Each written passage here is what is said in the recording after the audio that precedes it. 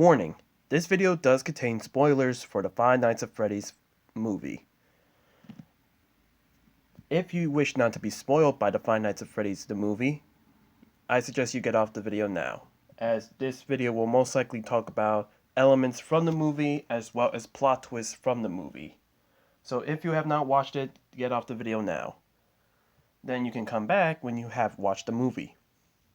But if you don't care about spoilers, viewer digression is advised. Alright, ladies and gentlemen. It's me, Juan Gamer54, back in the video today. Today we're going to be reacting to a video that I was worried about making. Film Theory, the movie just changed the lore. As in, we're going to be talking about the movie. Now, I'm pretty sure I'm going to be leaving a warning in the beginning of the video. I'm not sure. But, yeah. I'm pretty sure the warning will basically be like, if you haven't watched the movie, please get off the video now. But, yeah, without further ado, let's not waste time. Let's do this. Hello, Internet. Welcome to Film Theory, the show that knows that a picture is worth 1,000 words. The drawings show them what really happened. And what did you draw? A yellow rabbit hitting the subscribe button? We can see you now. Well, great. That is the point of the subscribe button, after all. Thanks, Abby. Finally it's happened. After 8 agonizingly long years in development hell, hopping from studio to studio, director to director, the Five Nights at Freddy's movie is finally out for you to go see right now. And man, has this been a commercial hit. As of the writing of this script, just one weekend into release, the movie's made over $152 million. At box office, more than 7 times its own budget. And that's despite being available to stream on Peacock, where, oh wait, it's also the most viewed movie on Peacock ever. Suck on that, my big fat Greek wedding 3. It's also Blumhouse's most successful opening weekend to date, which means that more people are turning out to see Springtrap wielding his knife than Michael Myers. Maybe now Hollywood will finally bother to get the name of this thing right. And his other movie, Friday Nights at Freddy's, comes to theaters and What? Peacock October 27th. Five Nights at Freddy's. What did I say? Friday nights. It's been 8 or 9 years since I first met Scott Cawthorn, who created this. Why do we get it wrong? Nights. Or not. Who cares? Forget them. This thing Ha. is made for the fans. From Sparky the Dog to Dream Theory to... It's just a theory. You bet it is. And today we're getting Yeah. into those theorist roots. Today we're... Yeah, MadPat, we know you're in the movie, okay? You literally decided to tell us this on a video, which, look, I respect him, alright? Don't get it twisted. I'm not trying to diss him. But come on, man. Why you had to spoil that you're in the movie? I saw that title, and now I just basically spend the entire movie trying to look for him. That's bad eats. theorizing about the actual movie, and boy, is there a lot to talk about here. True story, after the movie, I basically locked myself in the room with Lee and Tom, the film and game theory creative directors, and we busted out our trusty whiteboard to figure out exactly what was going on in the movie and where the story was going to head in the future, because there were just a lot of details left hanging. What was up with the Balloon Boy figurine? How is no one freaked out by the fact that there are bodies in those animatronics? Wasn't this like the most structurally unsound table fort of all? Hey, that Ford was beautiful, okay? Bonnie did the work. And also, I was very happy that Corey was there. I mean, I knew he was in the movie, but I loved that. And also, my brother was literally about to fight a balloon boy. He was literally getting up. I had to hold him back. That's crazy. Balloon boy literally got my brother heated right now. But anyways. That last one, perhaps the biggest mystery of them all. Today, we're going to be looking at all the Easter eggs, secrets, and hidden lore from the movie, then comparing those to other parts of the franchise, both the books and the games, in order to predict where the story of the FNAF 2 movie is going to go years before they actually make it. So, that's our one job for today, but before we get to it, I also have to shout out our brand new line of officially licensed FNAF theory wear. No. Alright, so we moved past all that, but basically, yeah, MadPat is releasing new merch, and it's approved by Scott Cawthon, no less, so if you guys are interested, you can go check out the original video, and you can go shop there. But anyways.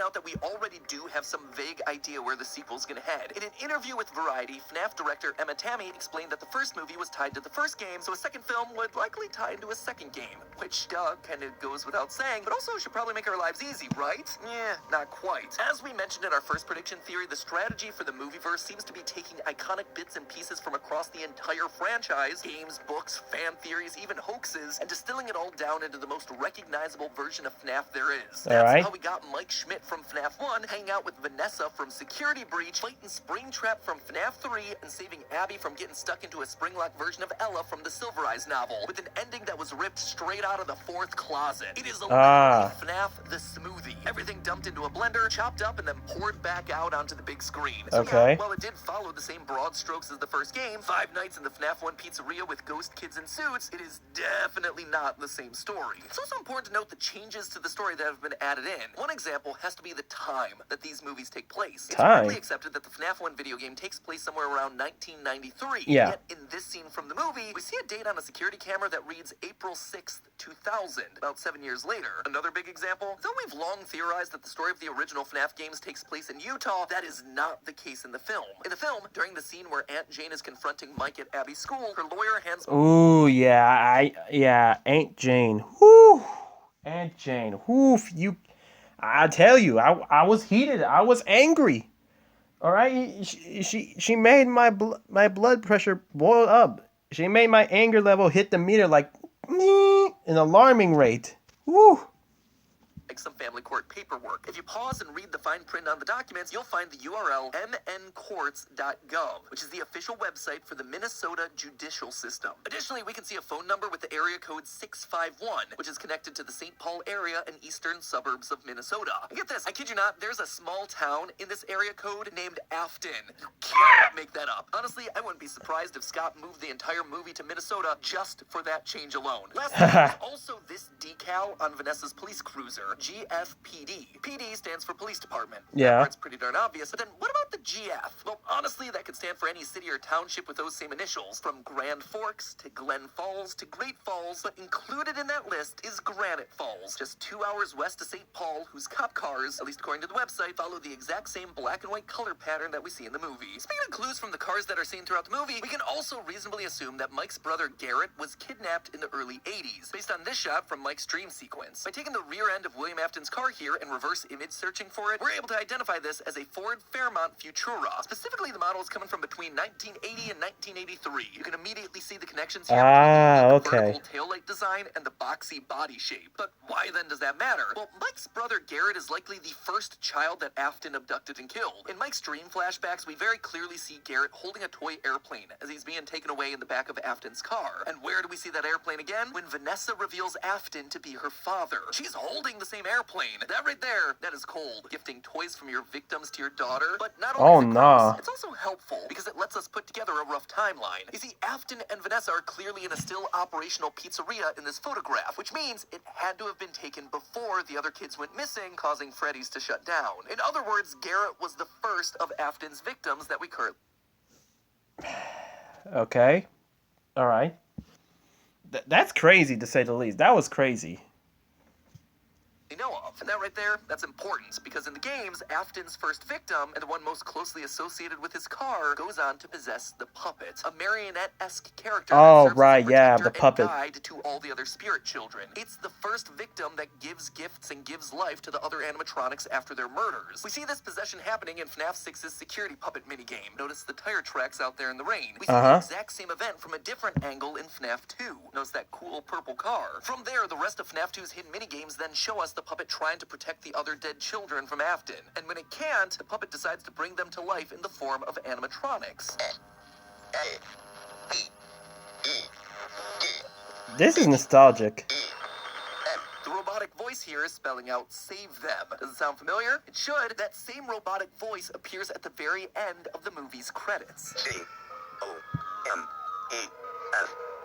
Come find Once the whole thing me. wraps, the voice has spelled out, come find me, in the exact same way that the puppet communicated to the player in the FNAF 2 minigames. And who needs to be found in the movie? Garrett. See, the fact that they never resolved what exactly happened to Garrett was a big thing that stuck out to me when I was watching this thing. It was, too. Mike's entire motivation and his only clear outright connection to both Afton and Vanessa. His fate is definitely going to come up again in the sequel, and all the signs are pointing to the puppet from the FNAF 2 video game. What's more, did you notice the... I mean, yeah, that's what I thought was going to happen. But, like, I don't know. It's like it's very confusing because it's either, one, they can make Garrett, like, the puppet if they want to do that. You know, if they're not interested in bringing in the Emilys, like Henry Emily, into this. Or he could have been the Golden Freddy. He could have been Golden Freddy, who I thought was going to be with Abby, and thus we get the two spirits. But yeah, I still think it was good.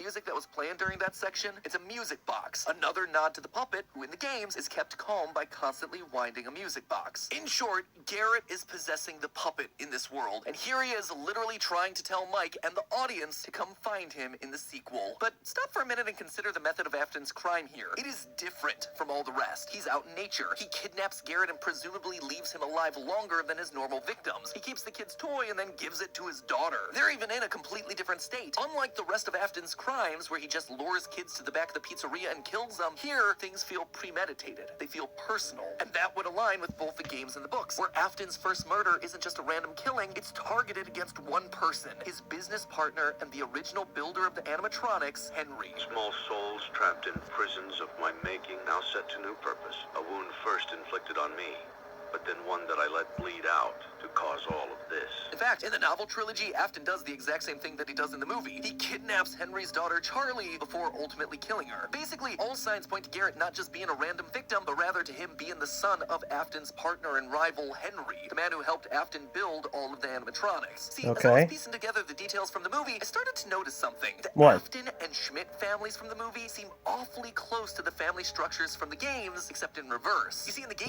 series, we know that Afton has himself 3 children, Michael, Crying Child, and Elizabeth. The oldest son, Michael, plays a prank as a kid, which gets his younger brother killed. The iconic bite of 1983. From there on, Mike becomes obsessed with atoning for his mistake, eventually becoming a security guard and releasing the spirit of his brother into the afterlife. Then, there's Elizabeth, who eventually gets trapped and dies inside a baby. A suit that is increasingly looking to be a spring-lock animatronic. Now, let's check out the Schmidt family over in the movie. You have, again, a family of 3. 2 boys and a girl. Mike, the older brother, is a security guard who's obsessed with atoning for the time that he got his younger brother Garrett kidnapped and killed. Then there's Abby, who's nearly trapped and killed inside the Ella suit, a spring-lock animatronic. They literally match 1 for 1. Meanwhile, Afton in the movie seems to have himself only one daughter, Vanessa, just like Henry had Oh,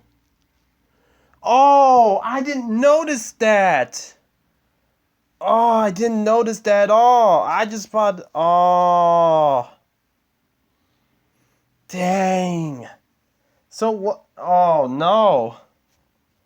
Really? No, that can't be. How? I didn't notice that. No. One daughter, Charlie, in the games. So if they've switched dynamics, that could make Mike's dad here the representative of Henry Emily from the games. Our mom died a little while back, and Dad, he couldn't handle it, so...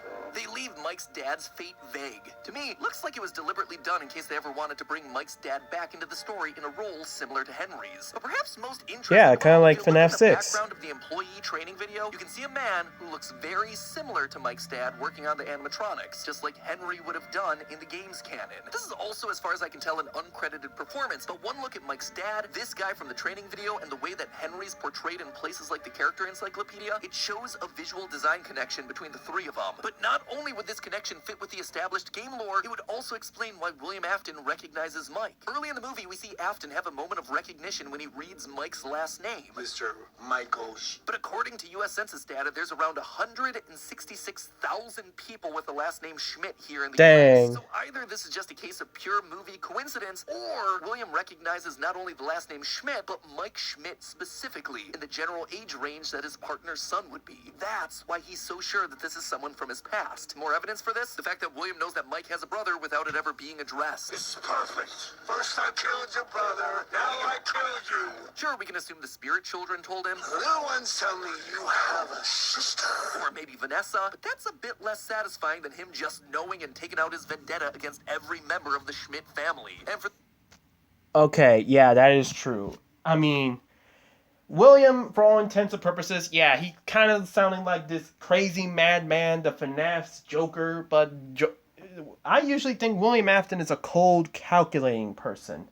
Yeah, he got himself spring locked, but who knows? Maybe he Eisen all that. He pulled an Eisen on all of us.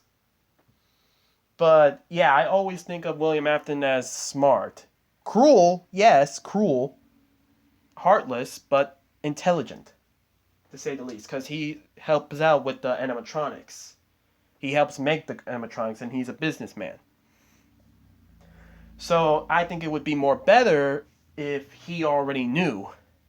But, the missing kids who told him, quote unquote, just told him that he has a sister. So I'm pretty sure either William didn't know about that, or he was like, thank you, my subordinates, but I already knew that he has a sister. I'm just saying. Those of you saying that Henry's last name is Emily, it might be, but that's never actually been officially confirmed. We've always thought it was a bit bizarre to have as a last name, and let's be honest, it could just as easily be Charlie's middle name, Charlotte Emily Schmidt. But last, let's talk about William. You'll notice that I just pulled the line that indicates that the spirits talk to William throughout this movie, which is a very important detail. In fact, if you notice, they really gave Afton a lot of explicit control over what the spirits are doing here. See, while he seems to understand what was happening in the games, it never seemed like he could outright control the animatronics. In the True. books, it's a little bit different. He eventually is able to control the animatronics, but not until the last novel of the trilogy. Here, though, he seems to understand all of it from the get-go. They tell him about Abby. He understands the importance of the pictures on the wall. What have you done? And as the spring locks in his suit are going off and he's dying, what does he do? He basically looks directly in the camera, says his catchphrase, I always come back. and puts on the Springtrap helmet. Why? What sense Why? would that make? Well, it's a pretty clear indication that this Afton explicitly knows how possession works, and it involves being completely put inside of the suit like this. Putting on that helmet is basically Afton accepting his fate, knowing that he'll be back, able to possess the suit and survive. So right here we have ourselves a smarter Afton who is years further in his understanding of the spiritual world than either the Afton in the games or the books. Which Dang. leads me to this, an animatronic buried in the parts and service room of the pizzeria. One that you can't see in the movie, but you can see in the behind-the-scenes footage from Dawko during his tour of the movie set. An animatronic Really? with rounded human skull, silver eyes, and human teeth. While this could just be background set dressing, I don't think that's the case. Oh, If this no. is truly an Afton who understands the power of agony in granting eternal life, if this is an Afton No, who has don't gone say so it. far as to build a Freddy torture chair for extracting remnant from his victims, I'm thinking his experiments with building passable robotic humans has already begun. This isn't just me playing the Robot Gregory game again. It is the only explanation for the parts and services room to have an animatronic with human teeth and realistic human head proportions and eyes, and above it hang... I mean, sure, it could be like that, but what if it's just, people wanting to make Springtrap? Or, I guess, in some bizarre way, Burn Trap or Afton. Like, it doesn't have to be making human robots. That's a little bit of a strange leap. I mean, people don't really like the whole Gregory being a robot thing or robot kid stuff. So I doubt the FNAF movie would want to pull that. Because, oh boy, if that's the case, I can already feel the torment. I can already feel the people lighting their torches and pick up the pitchforks. from the top of the shop, a robotic hand with 5 fully articulating fingers and human proportions. No other animatronic in this series fits this sort of description. Does this mean he's already built a humanoid, or is this just an early phase of his experiments? It's unclear, but it does give a bit more credit to Vanessa's bloodless stab wound at the end of the movie being more than just an excuse to get itself a PG-13 rating. My real guess, though, is that there's a robot Garrett walking around, and that he'll be the reveal at the end of the movie, just like Charlie the puppet is revealed to be a robot at the end of the 4th closet. A world-shattering revelation for Mike as he comes to terms with the nature of his brother and his father's weird creations, before the final movie where he's tasked with having to burn it all down. Honestly, the pieces are in place for us. Or not. All the next movie has to do is drop a Markiplier cameo and then show me a clip of Mangle and I'm in. But hey, one last... I mean, alright, you were doing well, Matt, before the end, but I just feel like, I think it'd just be better if Garrett would stay the puppet. I don't think a robot child would necessarily be needed. But I mean, like, I don't know. It depends. It depends if the FNAF community would accept the robot thing. Because as of right now, I'm starting to feel like some people don't really like the robot theory. And shoot, I feel like, I mean, I have more to say, but honestly, like, I don't know. I have more to say, but I'll put a pin on it. I'll put a pin on it because if we're, I don't know. I'll have to wait a little bit because, you know, like I said, not a lot of people haven't watched the movie yet, so it's gonna take a while for me to talk about the FNAF movie again. But you know, I got some ideas. I have ideas, so I can't wait to reveal them to you. But anyways, this is gonna be the end of the video, guys. Thank you guys so much for watching. Like the video so I know you guys enjoy. Comment down below what you guys think of the FNAF movie. Did you like it? Did you hate it? Did you think it was worth the wait? I think it was worth the wait. And subscribe. We're trying to upload daily. This is Juan Gamer 54 signing off.